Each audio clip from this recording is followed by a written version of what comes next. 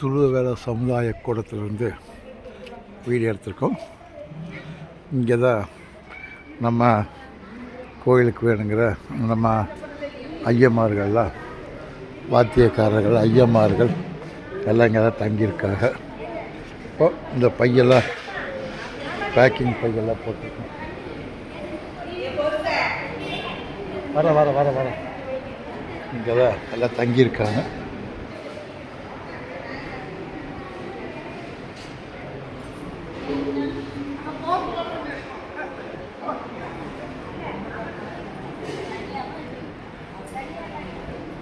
அப்புறம் பேக்கிங் எல்லாம் நடந்துகிட்ருக்குது. நாளைக்கு காலையில் கொடுக்கறதுக்கு பேக்கிங் வேலையெல்லாம் நடந்துகிட்ருக்குது. இதெல்லாம் ரெக்கார்டிங் ஆகிட்டுருக்கு. ஆமாம்,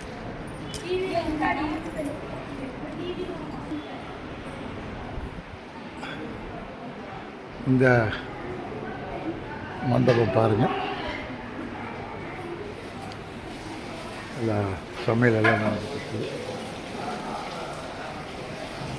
இது வந்து மண்டபத்துடைய சமையல் கட்டு. சமையல் நைட்டு கிழங்குகள் சரியா.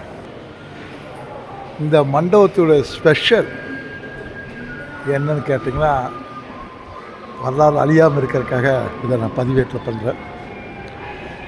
இங்கே நீங்கள் சுற்றியும் பார்க்குற இந்த இடம் எல்லாமே கிட்டத்தட்ட ஒரு 1/2 ஏக்கராக்கு பக்கம் எங்கள் மன்னரை மணியரம்மா, மணியரம்மாலாம் சேர்ந்து எங்கள் துளுவேல சங்கத்துக்கு நன்கொடையாக வழங்கின இடம்.